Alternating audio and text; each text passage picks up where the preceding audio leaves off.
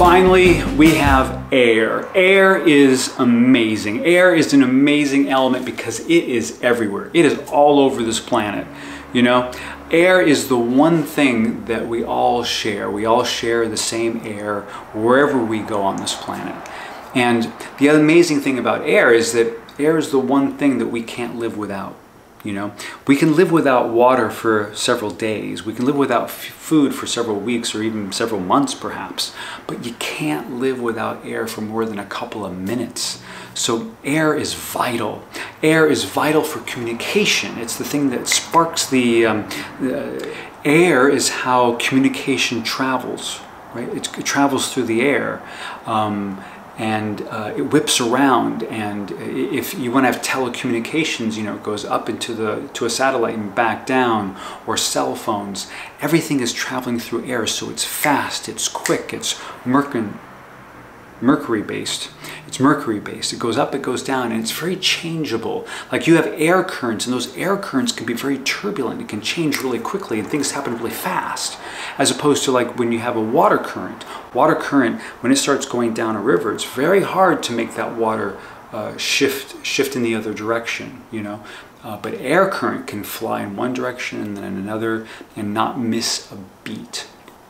And because air is so quick and so facile and so changeable, it can also lead to things where, you know, you kind of want more solidity and more foundation. Air is the one the one element that you can never see directly.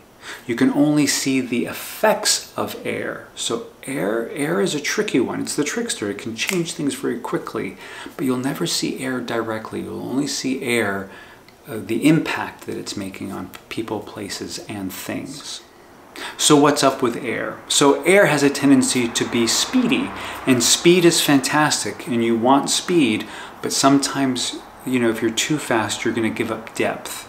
And that's one challenge area for airs, is you want to go across a lot of material in a very fast and changeable way, but you at the same time, you don't want to give up the depth of entry. So definitely take your time. Slowing down for air can be really, really helpful, and go for that depth of entry. So that's the first thing. The second thing is to make a commitment. I know, air, it's challenging to make a commitment because you have so many amazing ideas. There's so many amazing things that you want to do and so many amazing projects that you have, and you start one and then this other one starts to shine over here and you're like, oh, let me go try this one for a little while. And ultimately it's really good because, you know, you're challenging yourself in a certain way, but at a certain time you need to really pick one and to slow down, which is the first one, and go deep and make a commitment and seeing it through all the way through all the phases of development and get it done. That's so important for you because you don't want to leave out those phases of growth. And the third and final one for you goes back to that thing of air can only be felt, it can't be seen. And what does that mean? Well, what it means is that while you lead with your ideas, which is fantastic, because of that, what you really want to do, air, is you want to slow down and infuse your projects, your ideas, with deep feeling. Because otherwise what happens is that you can just be like a little breeze, a little idea that just sort of wisps by, and you know, you feel it for a moment and then it just goes on to the next thing, right? So what you want to do is you want to infuse your projects with feeling, and that's the water element. And making sure that it's not just a passing fancy, but it's actually a felt sense that's communicated and that's felt. It goes out from the idea stage to a sensory experience. And that is and will be a game changer for you creatively.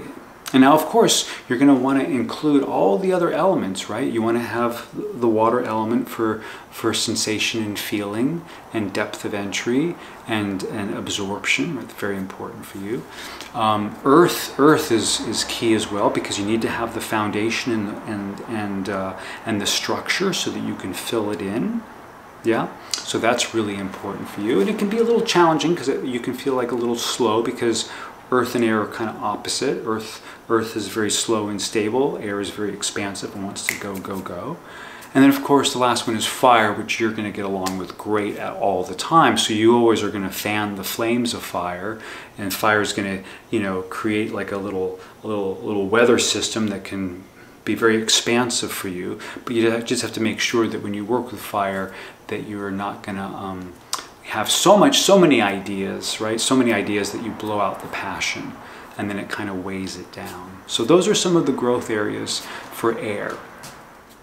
Air element is at the foundation of most projects, because most projects start with an idea. You got to have an idea, and then from the idea you can then have the structure and the feeling and the passion, all the other things. But usually in most communications that we work with, the idea is where it generates.